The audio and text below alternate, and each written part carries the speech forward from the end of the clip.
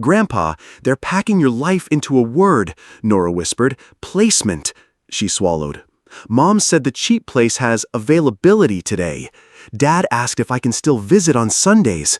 Her hand was ice in mine. "They don't know I'm telling you. If you wait, it's a goodbye I can't fix. Please, go before they turn our house into paperwork." "Grandpa, please don't be here at 2," Nora whispered, breath warm against my ear. "They keep calling it assisted living, like it's a favor, but it sounds like a goodbye with polite lighting." Her fingers pinched the cuff of my flannel. "Mom wrote intake this afternoon." The kitchen hummed with ordinary noises, the fridge, the clock, the leaf blower 2 houses down, while something quiet and heavy settled in my chest. 12-year-old courage lived in Nora's eyes. She understood more than the room would allow. "Upstairs," I told her softly. "If your mom asks, you're on your science poster. You did the right thing." She slipped a small black remote into my palm. "Garage," she mouthed, then disappeared, her door clicking shut like a secret taken up the stairs. Madison's planner lay open on the counter, a neat confession in red ink. Today's date circled, the word placement, and in parentheses, afternoon. No anger, just a steadiness rising from the floorboards. If they were building a story without me, I would not stand still and admire the craftsmanship. Wallet, ID, a slim folder from the personal drawer, numbers, contacts, a copy of a power of attorney I'd never needed. My wedding ring turned once, an old reflex when choices mattered. I shrugged into my denim jacket, paused at the threshold, listened. Lemon cleaner, old coffee, the familiar house pretending it hadn't heard what I had. The garage motor sighed at the touch of Nora's remote. Sunlight laid a pale rectangle on the concrete, dust drifting like slow snow. I crossed the floor, lifted the side latch I'd oiled last month, and stepped into the narrow alley the neighborhood shared like a rumor. Dry leaves scraped pavement. Somewhere, a mower droned. I kept my pace even, the way I taught Nora to walk with a book on her head. Centered, steady, not looking back. At the end of the alley, the bus stop offered a faded bench and a city map gone soft at the corners. I sat more to blend in than to rest. Preparation had been my language all my life. Smoke detectors tested on Sundays, escape ladders under beds, latches installed where small hands might wander. It turns out, sometimes the emergency is being turned into paperwork by the people who should know your story by heart. The blue and white valley ride rounded the corner, brakes whispering. The driver, a woman about my age with a gray braid tucked under a cap, glanced from my face to the folder I held like a ledger of quiet facts. "Where to?" she asked, bright without prying. "Downtown," I said, stepping up and finding the pole. "Mountain West First Bank." "Good place to be clear about things." I chose a seat mid-car, facing the aisle. Outside the window, my block offered its usual collage: porch ferns, chalked hopscotch, cooling pumpkins on steps, normal enough to make a man doubt his own ears. Somewhere behind that view, across a fence, my granddaughter would be lining up markers by color, listening for a car door, listening for a voice that would call control by a gentler name. The bus lurched and settled into its route. My heart did not pound, it counted, slow and precise, like at the workbench when I measured twice and cut once. I folded my hands over the folder and watched the north end give way to brick and glass. 2 o'clock was the line they drew. Mine was different. I would not be there to be signed away. An older couple boarded with grocery bags. A college kid scrolled past news he didn't read. The driver tapped the wheel to a song I couldn't hear. The ordinary world kept moving, as if I weren't carrying a hinge that could swing the rest of my life. The driver caught my eye in the mirror. "Bank's next stop." I stood before the bell chimed, fingers sure on the rail, knees not as young but still honest. The bus eased against the curb. Outside, Mountain West's glass facade took the autumn light like a promise written in steel and sky. I stepped down to the sidewalk and felt the ground answer back. If this moment stirred something in you, I'd love to hear your thoughts. What would you do in my shoes, and where are you listening from? If you feel like it, leave me a gentle note in the comments, and if this story might steady someone you love, feel free to quietly share it forward. Mountain West First Bank smelled faintly of polished wood and cold air from the glass doors. The lobby was a hush of carpet and low voices. I walked to the concierge desk and rested my hand on the counter. "Safe deposit, please," I said. "Of course," the assistant manager replied, glancing at my driver's license and the brass key I set beside it. "Mr. Carter, right this way." We moved past framed photographs of Boise and black and white canals, brick warehouses, a streetcar gone 50 years, and stopped at a door that recognized her badge with a soft green light. The vault beyond was not a movie vault. It was quiet, the walls threaded with steel boxes. "I'll give you privacy," she said. "Ring if you need copies." When the door clicked shut, I set the box down and eased the lid open. The familiar order calmed me. Envelopes labeled by hand, a thin binder, a leather notebook from the year my wife and I promised ourselves we'd keep better records. On top sat 3 letters on company letterhead, each a renewal I had read twice when they arrived and filed without ceremony. Safe Sense Garage Sensor, license term extended, quarterly deposit schedule unchanged. Attached, a stub from the summer 55,000 even. Child Guard Smart Latch, license term extended, quarterly deposit 35,000. Stove Watch Auto Off, license term extended, quarterly deposit 22,500. I traced the edge of one page with a finger, the way I used to check a cut for burrs. The devices were not glamorous. They did one thing and did it every time. It turns out reliability pays, quietly. I opened the binder. Blue chip funds and dividend ETFs sat in their sleeves, purchased in dull batches over the years. A statement showed balances just north of $5.2 million. Municipal bonds on the next tab tallied $3.4 million, staggered maturities like fence pickets. Cash accounts came to $900,000. A sheet in the back summarized the rental in Meridian and the insurance that sleeps under it. At the bottom, in the tiny type the printer favors, net worth $12,800,000. My wife's handwriting lived on a yellowed index card tucked in the pocket. "Don't forget to breathe. Don't forget to eat. Don't sign anything hungry." I smiled, a muscle memory that hurt a little and helped more. I pressed the room's call button. The assistant manager returned with a patient face. "Could you make me certified copies of these renewals and the summary page?" I asked, "and print an updated safe deposit inventory with today's date?" "Absolutely." She took the pages like a nurse carrying x-rays and returned a few minutes later with a neat stack and a glass of water. "Anything else, Mr. Carter?" "That will do for today. Thank you for the care." When she left, I took out my phone. 2 missed calls from Lucas, 1 text from Madison. "Are you home? We're worried." The words looked polite dressed in pixels. I set the phone face down and dragged the chair closer to the table.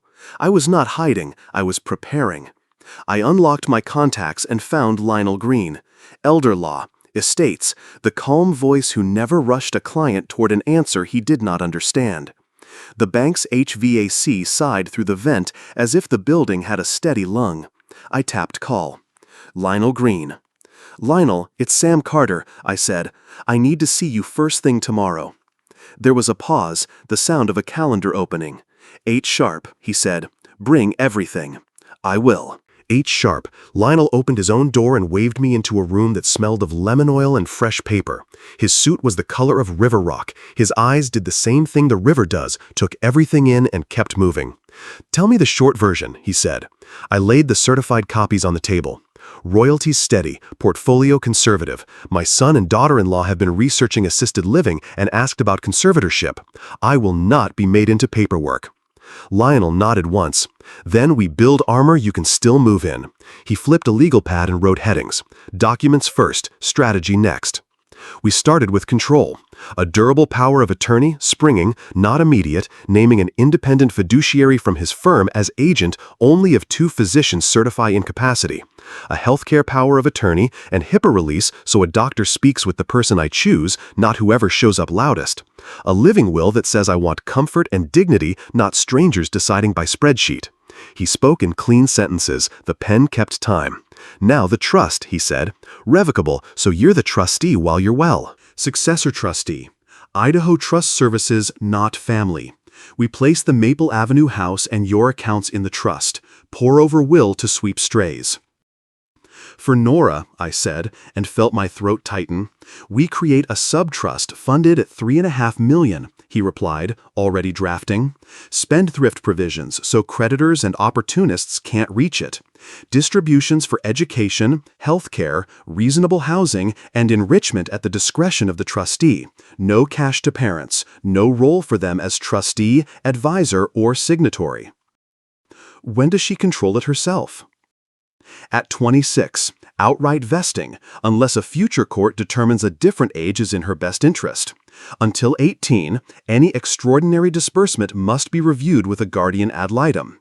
We'll also add a no contest clause. Anyone who challenges in bad faith takes nothing. He slid the first signature page toward me. The pen felt heavier than its weight. Conservatorship, I said, if they try? We preempt, Lionel said. Capacity isn't a feeling, it's evidence. Get a baseline cognition screen from your primary care this week. Keep a daily log, meals, medications, exercise, bills paid, appointments kept. Maintain receipts. Enroll utilities in autopay and print confirmations. Ask the bank to note today's visit in their file. If a petition is filed, we respond with records, not outrage. He looked up. Limit contact for a few days to avoid ambush. Communicate in writing. Decline any meeting you haven't proposed. And Sam, no signing anything hungry. I smiled despite myself. My wife wrote that on an index card, I said.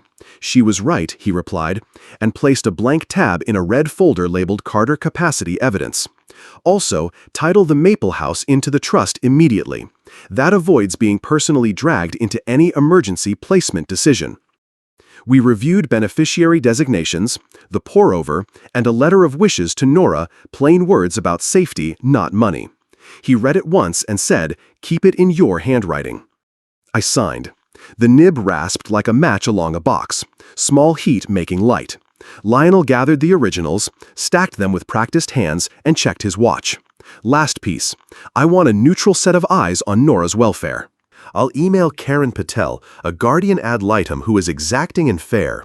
My phone buzzed almost on cue. A new message slid across the screen. Ms. Patel, subject, family welfare conversation, Thursday, 2 in the afternoon. Location, neutral office, downtown, please confirm. I typed, confirmed, and set the phone down. Paper had turned into plan had turned into posture. Armor you can still move in, I said. Lionel capped his pen. Exactly. Now, go eat something and don't answer the door for anyone you didn't invite. The Maple Avenue house sat quiet beneath cottonwood shade, a modest craftsman with a deep porch and a roofline that looked like it had learned patience.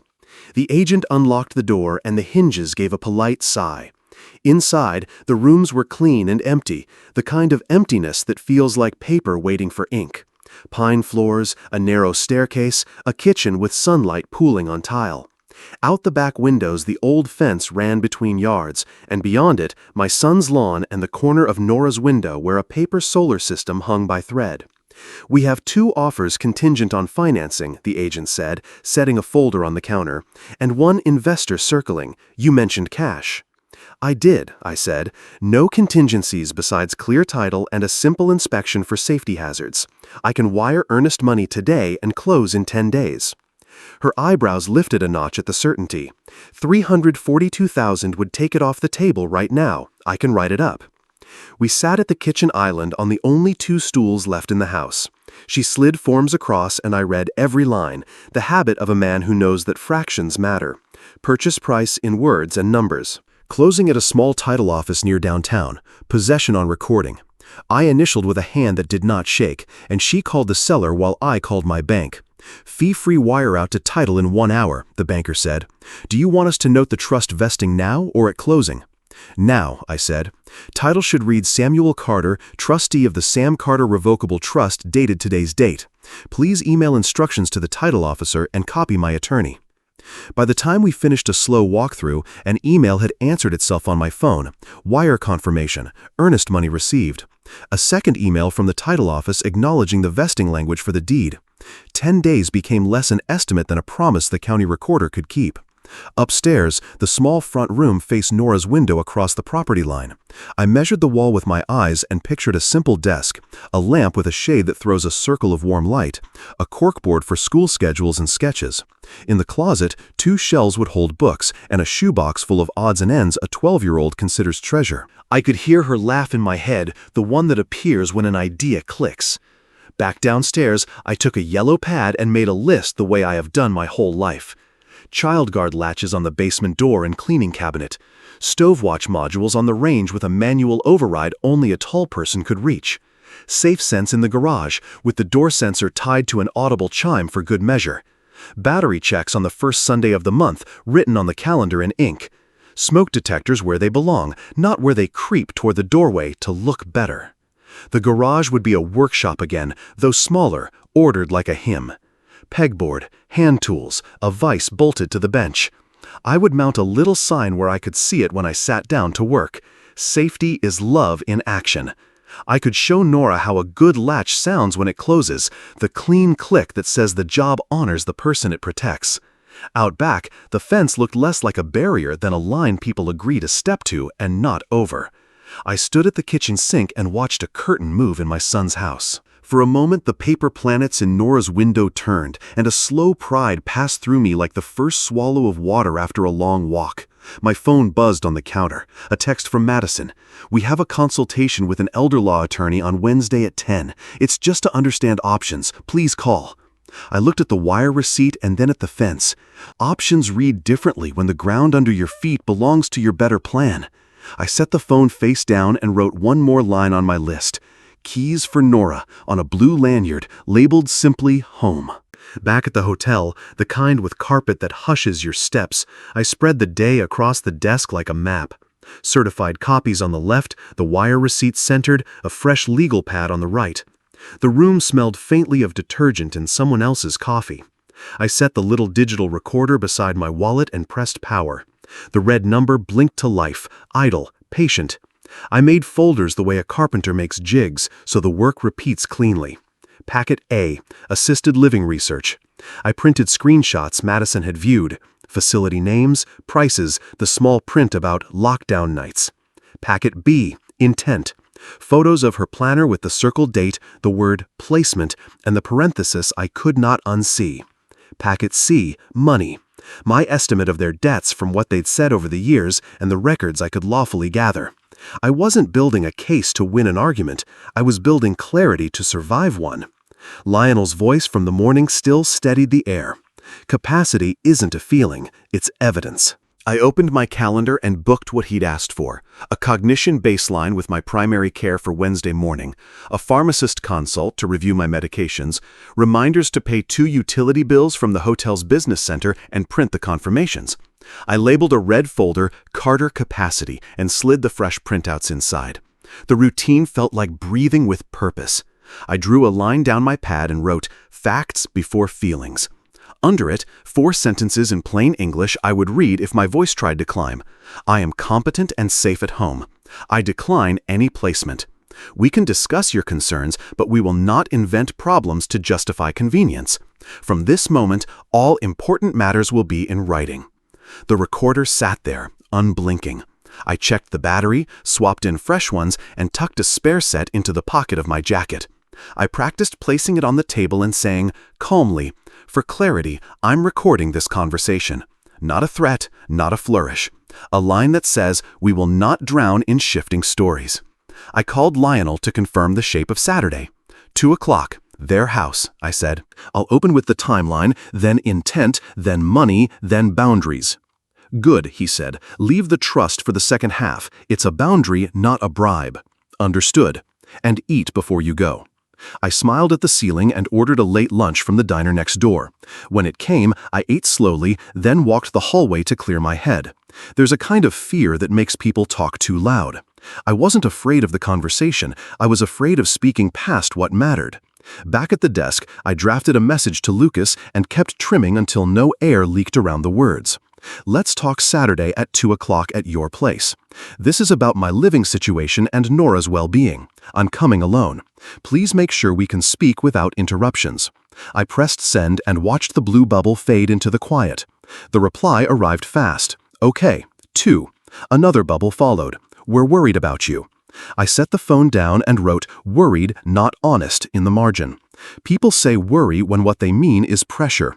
Honesty is heavier and doesn't always look polite. I packed the packets in order A, B, C, added the bank copies, slipped the recorder into the top sleeve, and zipped the portfolio shut. The zipper sounded final, the way a door sounds when you lock it because you love who's inside. Before lights out, I texted Nora from the number she knew from me. I'm okay, working on something important. You were brave and right to warn me.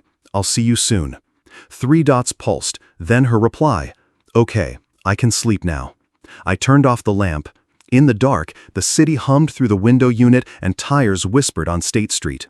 I lay still and pictured the living room where we would sit, the table where I would place the recorder, the chair where my son would learn what a line looks like when a father draws it straight.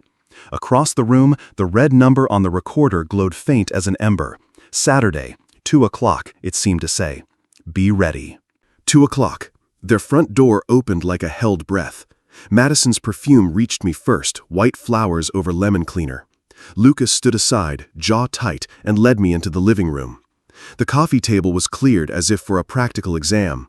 I set my portfolio down, placed a small digital recorder in the center, and clicked it on. For clarity, I'm recording this conversation, I said. You'll get a copy. Lucas nodded at the red light. Madison folded her arms, unfolded them, then smoothed an invisible wrinkle in the sofa seam. Facts before feelings, I said, opening packet A.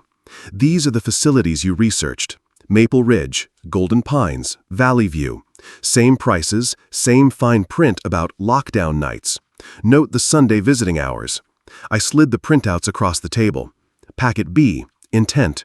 I laid down photos of Madison's planner. Today's date circled in red, the word placement, and, in parentheses, afternoon. I added screenshots of her emails asking about intake. The paper made a small sound like a door quietly shutting. We're trying to keep you safe, Madison said. Safe is a door you can open from the inside, I replied. A cage is a door that locks politely. Lucas rubbed his temples. Dad, we're drowning. We thought... We'll get to money, I said. First, the law you asked about, conservatorship.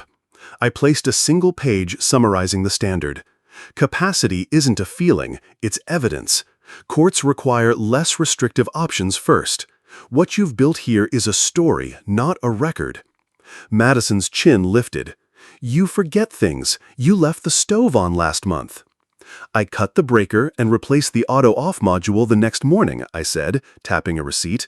That's the difference between narrative and proof. Silence gathered. A pipe clicked somewhere in the walls. The house smelled like citrus and worry. I won't be placed, I said evenly.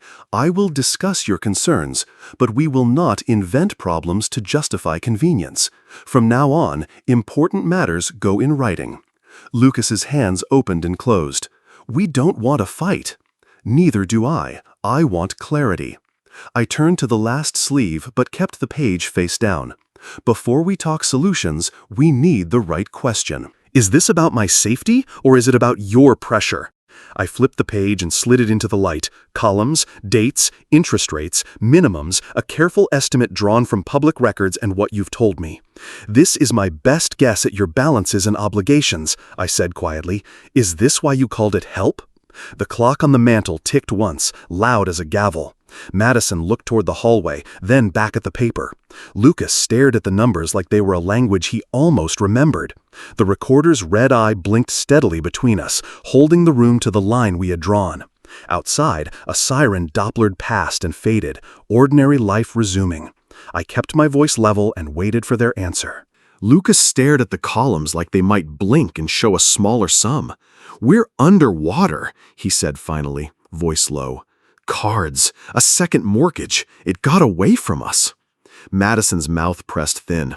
We didn't plan to hurt you. We planned to survive. The recorder's red light blinked once, even as shame colored the room. I believe the pressure is real, I said, but calling it help while signing me away is not a solution. So here is the line. I slid the debt page back toward them and opened my portfolio again. I won't be placed, and I won't disappear either. They both looked up. I set a single page in the center. Yesterday, I purchased the house next door on Maple Avenue. Cash. Title is already vested in my revocable trust. I'm not moving there to spy on you. I'm moving there so Nora can knock on my door without a gatekeeper. Madison's eyes flicked, involuntary, toward the window. Lucas swallowed. You bought the house? He said, as if the words were heavier than English. I nodded. $342,000. 10-day close. Keys on recording. I could feel the question forming behind their eyes. How? I'm not making you a target, I said. But you need to understand I am not vulnerable in the way you imagined. I tapped the next page, a one-line summary. Between royalties, investments, bonds, and a small rental, my net worth sits at $12.8 million. This is not bait, it's context. Madison's hand covered her mouth. Lucas sagged, then straightened. Why didn't you tell me? He asked. Because character can't be inherited, I said. It's built, and now we build or we break. Which brings me to Nora. I placed a letter on the table. A subtrust for Nora is funded at $3.5 million. Education, health, reasonable housing, enrichment. Spendthrift protection. Trusteeship by a professional, not family. You cannot access it. At 26, it vests to her. That's a lot, Madison whispered. It's enough to free her from your panic, I said. Not enough to excuse her from work. I set my palms flat. Conditions, if you want any relationship with me that isn't through lawyers. I counted on my fingers. 1. Stop telling people I'm confused. Retract it privately and where you spread it. 2. All serious matters in writing. 3. Weekly counseling for 90 days, both of you, and one family session every other week. 4. A written schedule that guarantees Nora's time with me, daily touchpoints, and overnights as appropriate. Karen Patel has us Thursday at 2 to discuss best interests. We will listen to her. 5, I continued, budget transparency. Cut the cards, create a plan, follow it. I don't need to see your statements, but the counselor does. 6, a real apology to Nora for lying about my being sick. To me, you may take longer. Trust and forgiveness are earned. Lucas rubbed his jaw, eyes bright. And if we don't? Then you'll find that people with clear records and counsel don't get steamrolled, I said. If you push conservatorship or placement, I will respond fully and publicly to protect myself and Nora. If you choose honesty and repair, my door is open. Those are the only 2 roads. Silence settled. The clock ticked like a metronome practicing patience. Madison's shoulders dropped. I will go to counseling, she said, words pulled through gravel. I will stop the confused story. Lucas nodded. Me too. I'm sorry, Dad. I don't expect you to accept that today. I'm going upstairs to see my granddaughter, I said, lifting the recorder and slipping it into my pocket. Think about the road you're choosing. Put it in writing by tonight. I stood. On the stairs, the house creaked the way old houses do when truth finally weighs more than pretense. At the landing, I could see the edge of Nora's poster, planets turning on thread waiting. I tapped the doorframe with 2 knuckles the way I always do, a small courtesy before stepping into someone's sky. Nora's room smelled like paper and strawberry shampoo. Planets cut from cardstock hung by thread, slowly turning in the air from the vent. She sat cross-legged on the rug, markers fanned out like a color wheel. Are you leaving? She asked, voice steady but eyes not. I'm not being put anywhere, I said, kneeling so we were level. I'll be right next door soon. Until then, I'm here every day in the ways that matter. Her shoulders loosened a notch. Mom said... I heard what Mom said. I kept my voice even. When grown-ups are scared, sometimes they call control by a kind name. I'm drawing a line so we can do better.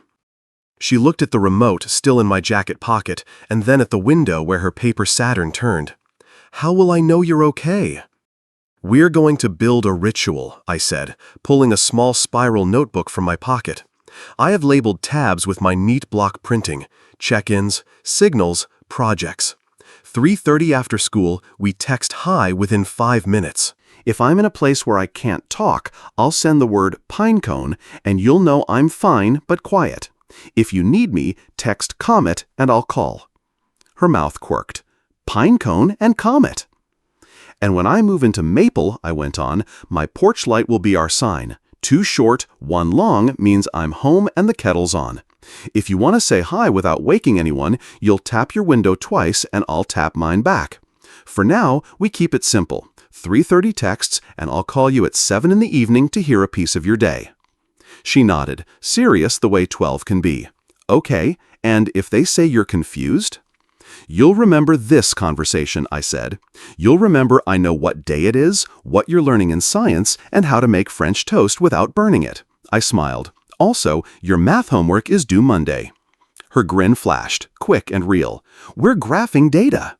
Good, I said, because our first project is going to be data. I pointed to the range on her science poster. We're going to build a little demonstration for your fair about kitchen safety, not just lectures tests. We'll time how long it takes a pan to heat to a certain temp, what happens when you leave a burner on low, how the auto-off module triggers. We'll make charts. You'll teach your class why safety is love in action.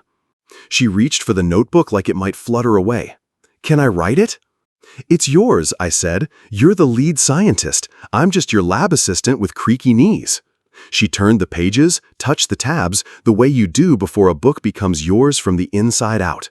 Where will we do it? You don't have your keys yet. At the diner next to my hotel tomorrow morning, I said. They have waffles. We can plan and sketch. And when I have the maple keys, we'll measure, install, test. I'll show you how a good latch sounds. Nora took a breath like the room had been opened. She leaned into me, not the fast crash of fear, but the solid kind you give when you're done bracing. Every day? She said into my shirt. Every day, I answered. Downstairs, the house gave a small settling sound, wood remembering how to hold weight. I stood and looked around her room, the way you memorize a map, where the lamp throws light, where the rug curls at one corner, where the window catches the afternoon. If you ever feel lonely, I said, you look at Jupiter there and remember its storms are big and loud and long, but they move. We're making a plan. That's calmer than a storm. My phone buzzed. A text from Lucas. We'll send our plan tonight. Counseling booked Monday at 5. Karen Patel is set for Thursday at 2. She sent the invite. Also, could Nora have breakfast with you tomorrow? I showed Nora the screen. Her eyes brightened. Waffles, she said. Waffles, I agreed. And a sketch of a safer kitchen. I tapped the notebook. Pinecone at 3:30 today? She tapped the cover twice, a tiny, brave signal. Pinecone, she said, and comet if I need you. Then I'll be there, I said, and the calendar on my phone pinged as if to say, and we start. Sunday morning tasted like waffles and melted butter. Nora slid into the diner booth across from me, hair still damp from a quick shower, notebook already open. We drew a week on the paper boxes for days, lines for time, and began writing what would hold. 3:30 check-ins every school day, I said, pen steady. 7 o'clock call to hear one good thing from your day. Saturday morning project, she added, tapping the margin. Bike ride or science, your pick. When I have the maple keys, I said, Thursday dinners at my place. 1 overnight every other weekend if schoolwork's handled. She nodded like a foreman approving beam placement. We added no surprises in the corner. Any changes written, not shouted across a driveway. After breakfast, we walked to the hardware store. I bought 2 child guard latches, a stove knob cover, and a battery tester. In the aisle that smelled like pine and promise, I showed her how to measure a cabinet face, how to mark holes with painter's tape, how not to split wood by crowding the edge. You hear that click? I said, snapping a demo latch on a scrapboard. That's what love sounds like when it's practical. By afternoon, I had typed the schedule, plain and spare, and emailed it to Lucas and Madison with the subject line, Nora's Contact Plan Working Draft. Lucas replied within minutes, Looks good, we'll review tonight. Madison sent a single word, Received. Thursday came with the clean lines of a neutral office. Karen Patel met us in a conference room that had a round table and a window overlooking downtown. She introduced herself to Nora first, eye-level, handshake firm. I'm here to understand what helps you do well, she said. Grown-ups talk a lot. I listen. Karen's questions moved like a good teacher's, simple, exact, not leading. How are mornings? Who helps with homework? When do you feel hurried? She asked me about routines, medications, fall risks, how I manage meals and bills. I handed over the capacity folder Lionel had me start. Appointments logged, utilities paid, receipts clipped square. Karen didn't smile, but her eyes softened. "Thank you," she said. "This is helpful." She turned to Lucas and Madison. Best interest of the child means stability, predictability, and no triangulating adults. Here's what I'll recommend. Daily check-ins at 3:30, a 7 p.m. call, 2 evenings a week with Grandpa for homework and dinner, 1 weekend afternoon with flexibility for activities. Written changes only. No negative talk about the other home within earshot. Madison looked like she wanted to argue and then didn't. Lucas nodded, hands clasped as if to keep them from trying to fix the air. Karen continued, "Regarding Mr. Carter's living situation, any change must be clinically indicated, supported by evidence. The court expects least restrictive alternatives first. Home supports, safety devices, transportation help before anything like placement. Conservatorship is a last resort and cannot be used as debt relief." She made a few notes, then looked at Nora again. "Anything you want adults to stop doing?" "Calling things help when it's really control," Nora said, small but steady. Karen wrote it verbatim. "I'll circulate a memo today with recommendations and a template schedule. I'd like a brief school check-in next week and a home observation after Mr. Carter moves. For now, begin the plan you drafted. Put it in writing by tonight." We stood. Karen shook each hand the same way she'd shaken Nora's. "If anyone wants to talk to me," she said, "email is best. Feelings can go loud, paper stays calm." In the lobby, Nora slipped her hand into mine like a fact. My phone buzzed. Calendar, family counseling, Monday 5 p.m. confirmed. A second ping. "Lucas, we signed a plan and sent it back." Madison added, "We'll try." I typed, "Thank you, starting now." Outside, the late-day light pooled on the sidewalk like something you could step into and be steadier for it. The chairs were set in a circle, the kind that says there are no corners to hide in. The room smelled faintly of tea and dry erase marker. Marla Jensen, a licensed family therapist with a calm teacher's posture, waited until we all sat. "Thank you for coming," she said.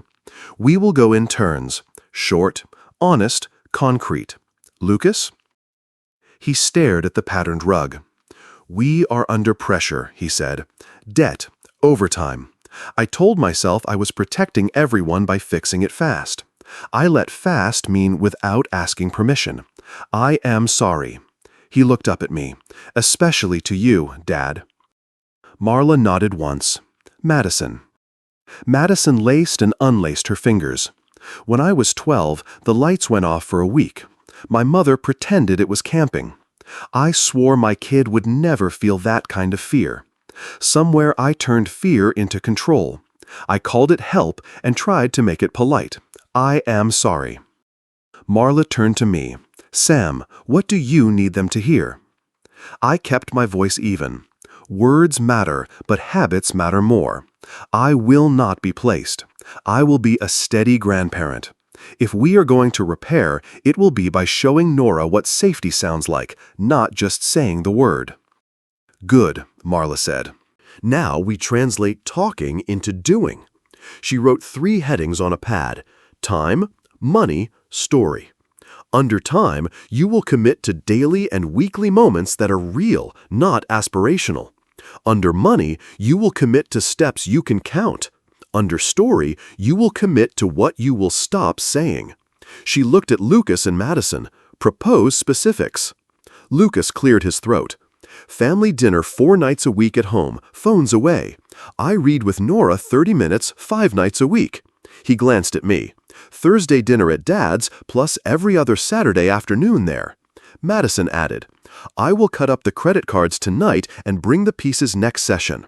We will meet with a nonprofit counselor this week and send you the written budget within 10 days. Marla wrote briskly. "Good. Story?" Madison's eyes shone.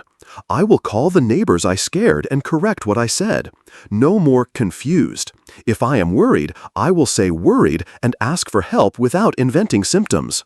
Lucas said, "All changes in writing. No threats, no for your own good talk." Marla slid a page to me. Sam, your items. Thursday dinner at my place, I said. One overnight every other weekend, schoolwork permitting. I will text Nora at 3:30 and call at 7. I will attend counseling when invited, not to score points, but to model repair. Marla drew boxes beside each item. These are this week's homework. Check boxes when done. Photograph and email me on Sunday night. She capped her pen. 2 more pieces. Apologies are verbs. Tonight, you will apologize to Nora for lying about her grandfather being sick, and you will name what you will do differently. Also, money. You will bring a trash bag of cut cards next week. I will not accept promises without pieces. Lucas managed a rueful smile. Understood. Marla stood, the signal that the hour had run. Repair is boring on purpose, she said. Boring keeps children safe. See you in 7 days. In the parking lot, cool evening air held the day's heat like a memory. Lucas looked at me. Thursday, he said, not a question. 6 o'clock? I nodded. My phone buzzed. An email from Marla arrived. Session summary, homework, and a blank grid labeled Week 1. Beneath it, a single line. Paper stays calm.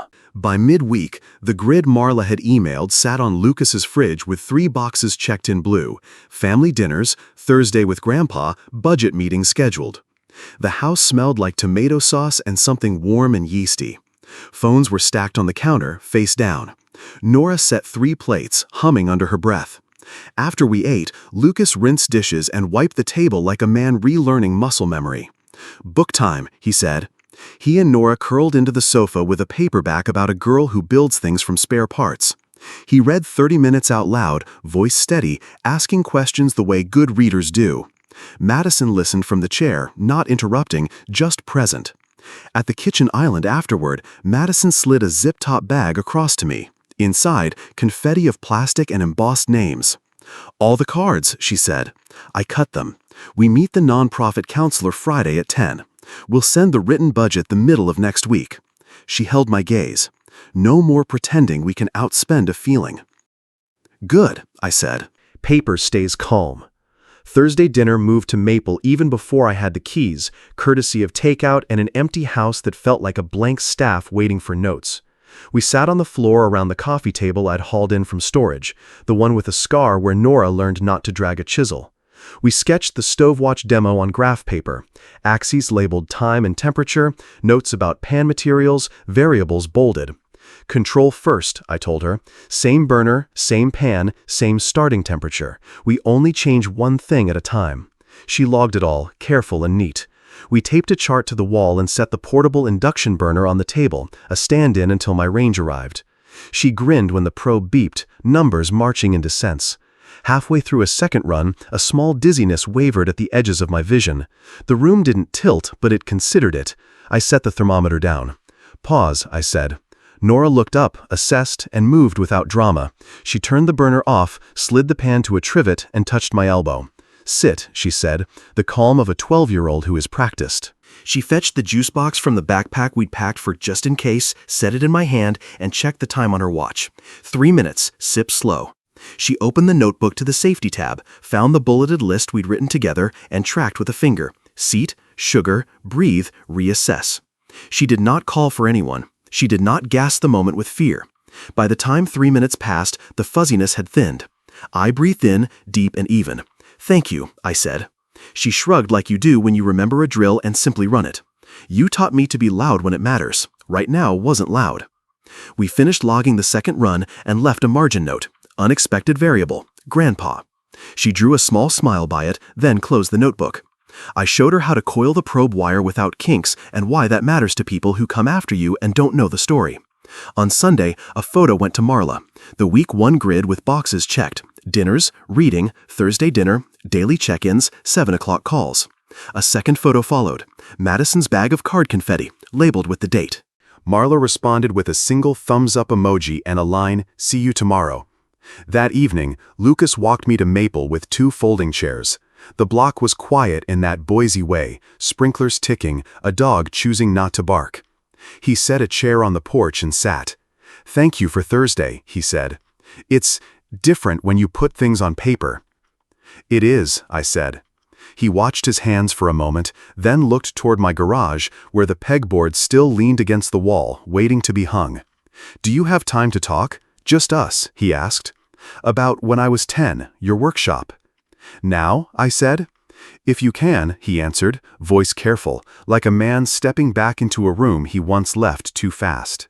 Lucas set the chairs side by side on my porch, then sat like he was easing into cold water. The block was quiet, sprinklers ticking, a dog choosing not to bark. He looked at his hands and then at my garage, where the pegboard still leaned against the wall. "When I was 10, he said, you let me sand the edge of that maple board until it was square.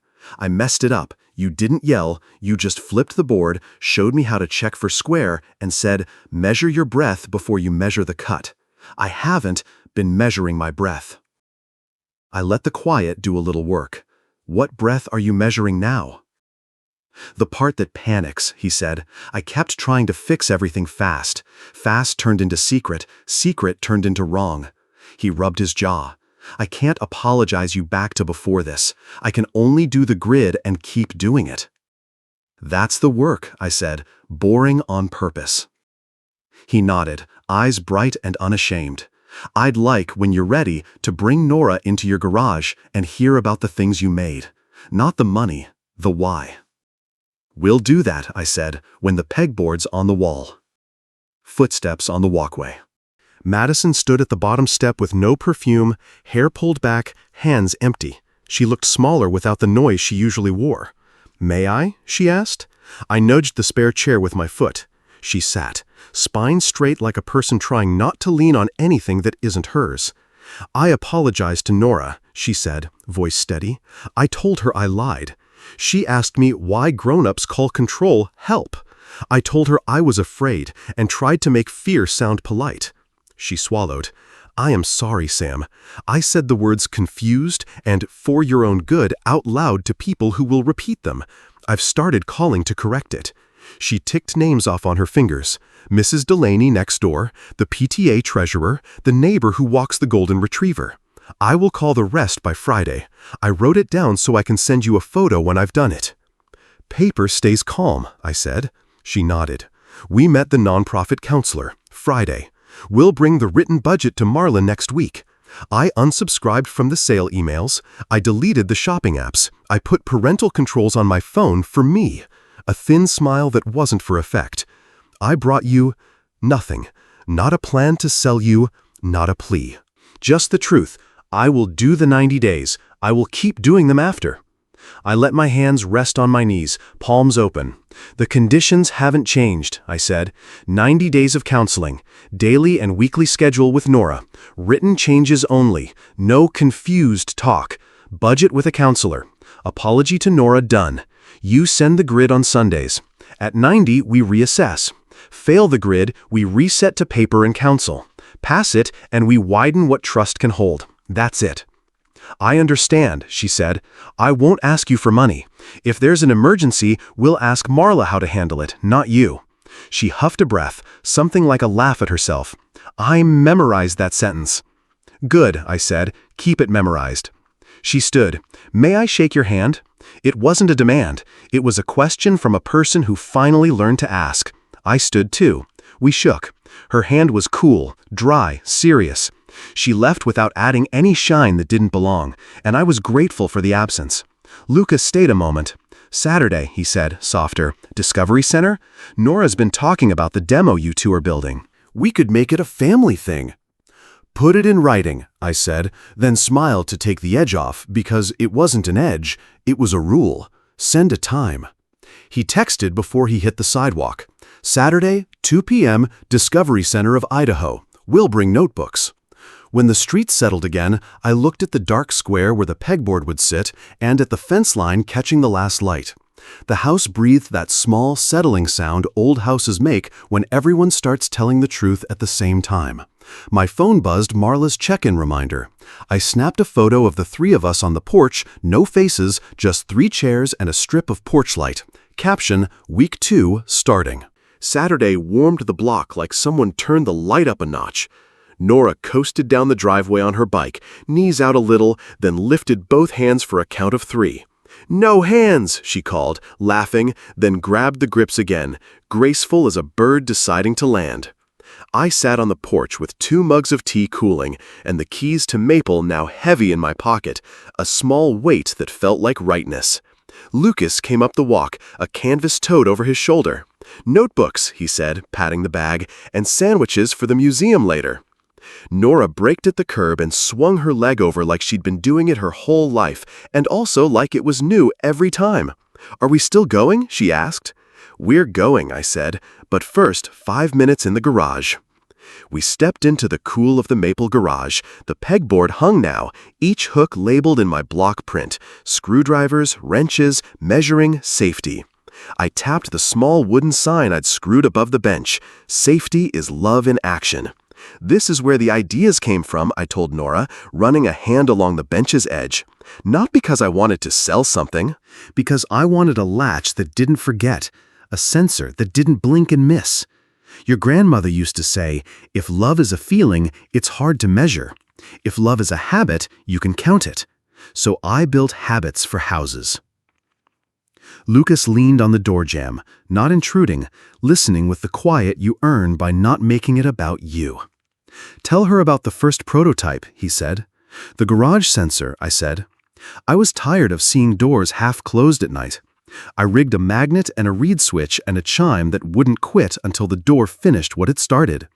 Your dad hated it because it squealed if he tried to sneak out for a late drive." Nora laughed. Lucas did too, a real sound that remembered being 17. "It worked," he said. "I never made it out without you knowing."